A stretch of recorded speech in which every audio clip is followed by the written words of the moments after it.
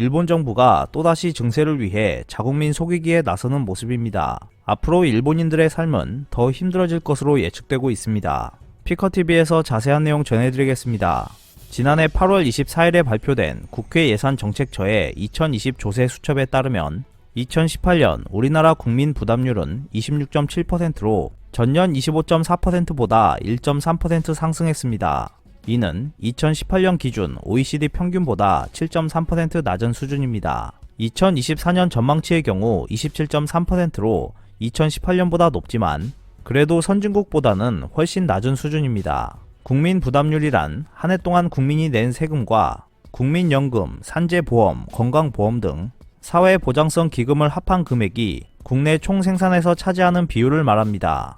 이는 조세를 명목 GDP로 나눈 조세 부담률과 국민이 부담하는 사회보장기여금을 명목 GDP로 나눈 사회보장 부담률을 합친 개념이어서 실제 국민들이 체감하는 부담 수준을 더 정확히 나타낸다고 볼 수 있습니다.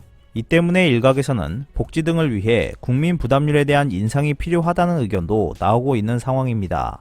국민 부담률을 가장 쉽게 끌어올릴 수 있는 방법은 증세입니다.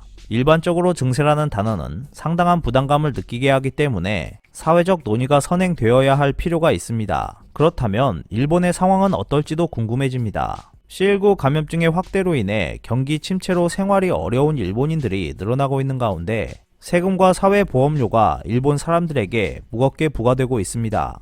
일본 재무부가 지난 2월 26일에 발표한 국민 부담률에 따르면 2020년도 전망치는 46.1%로 전년도 44.4%보다 1.7% 급상승하면서 사상 최고치를 기록한 것으로 나타났습니다.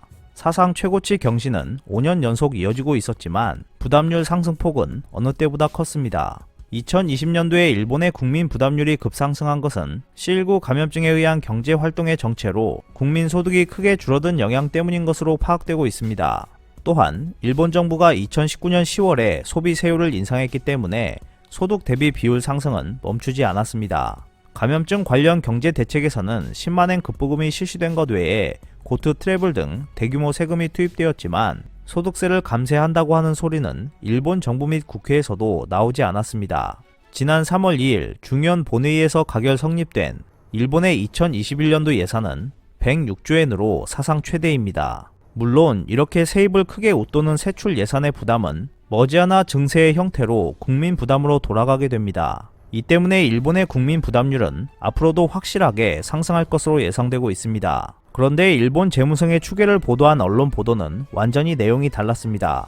2월 26일자 니혼게이자의 신문 기사에는 2021년도 국민 부담률은 44.3%로 전망되고 있고 2020년 대비 1.8% 떨어질 것이라고 되어 있었습니다. 사실 재무성은 국민 부담률을 발표할 때 실적이나 실적 전망이 아니라 장래에 대한 예측을 중심으로 설명합니다. 어떤 통계치를 바탕으로 예측하는지 정확히 모르겠지만 어쨌든 미래는 항상 밝습니다.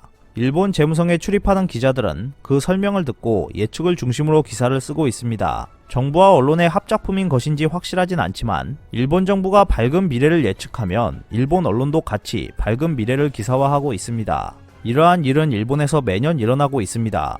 올해 발표의 경우 일본 재무성이 발표한 2021년도 국민 부담률 전망은 44.3%입니다. 2020년도 실적 전망에 비하면 확실히 1.8% 떨어질 것으로 계산되었습니다. 그러나 문제는 이 전망이 이번에도 완전히 믿을 수 없는 통계라는 것입니다. 통계치 예측은 넉넉 잡아 한 달이면 나오는 숫자인데도 과거 10년 가까이 전망치 수치에 맞게 통계치가 나온 적이 없습니다. 그래서 항상 실질 통계치는 예측치보다 훨씬 나쁘게 나오고 있습니다. 예를 들면 이번 일본 재무성이 확정 발표한 2019년도의 통계치는 44.4%였습니다. 하지만 2년 전 전망 단계에서는 42.8%로 발표했습니다. 그때 니혼게이자이 신문은 2019년도의 국민 부담률은 제자리 걸음을 하고 있다고 보도했습니다. 사실 일본은 2019년 10월에 소비세율을 8%에서 10%로 인상했는데 그래도 일본 재무부는 국민 부담은 제자리 걸음을 하고 있다며 미래가 아주 밝다는 스토리를 만들어 감쪽같이 넘어갔습니다. 참고로 일본의 2018년도 국민 부담률은 44.1%였고 2019년도에는 44.4%였기 때문에 확실하게 증가하고 있었습니다.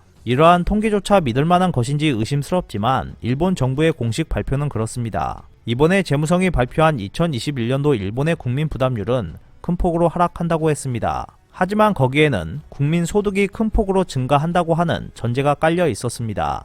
일본의 국민 소득이 393조 6천억 엔으로 4.4% 늘어날 것이기 때문에 부담률이 떨어진다는 설명입니다. 지방세 부담률도 크게 떨어진다고 발표한 것도 현실성이 부족해 보입니다. C19 감염증이 조기에 수습돼 일본 경제가 부활한다면 모르겠지만 지금 상황에서 일본 국민들의 부담이 재무성의 말처럼 줄어들 것이라고 상상하기는 어렵습니다. 일본 정부는 증세를 노리고 앞으로 국민 부담은 떨어진다, 해외에 비하면 아직 낮은 수치이다라고 주장하면서 자국민을 속이고 있다고 할 수 있습니다. 일본은 점점 더 살기 힘든 국가로 전락하고 있습니다. 국민 부담률, 물가 등 모든 것이 상승하고 있지만 일본인의 임금은 큰 폭으로 낮아지고 있습니다. 가까운 미래에 중국이나 동남아시아로 돈을 벌러 가는 일본인들이 증가할 것이라는 것은 거의 확실해지고 있습니다. 많은 사람들이 그런 바보 같은 소리를 하느냐고 생각할지도 모르지만 일본이 급속히 가난해지고 있는 것은 틀림없는 사실입니다. OECD가 실시한 임금에 관한 조사에 따르면 2019년 일본인의 평균 임금은 38,617달러였습니다. 이는 미국 65,836달러, 독일 53,638달러보다 작았고 한국의 평균 임금 42,285달러보다도 약 10%가량 적었습니다. 이 같은 수치를 보고 환율에 의한 영향 때문에 단순 비교할 수 없다는 주장도 나오고 있지만 OECD의 조사는 구매력 평가를 이용한 달러 환산이므로 이미 환율이나 물가의 영향을 모두 고려한 것입니다. 숫자의 차이는 각국의 본질적인 풍요의 차이라고 생각해도 될 것입니다. 일본은 일상적으로 구입하는 물건의 대부분이 수입품으로 구성되어 있습니다. 그렇기 때문에 해외 경제 상황에 대한 영향을 받습니다. 해외에서 가격이 올라가면 수입품 가격이 상승하므로 일본인이 살 수 있는 물건의 양이 줄어들게 됩니다. 자동차의 경우 확실히 그 전형이라고 할 수 있습니다. 일반적으로 자동차는 글로벌 상품이기 때문에 세계 어디서나 가격이 비슷합니다. 일본을 대표하는 도요타 자동차 같은 경우도 세계 경제에 맞춰 20여 년 동안 자동차 가격을 1.5배가량 올렸습니다.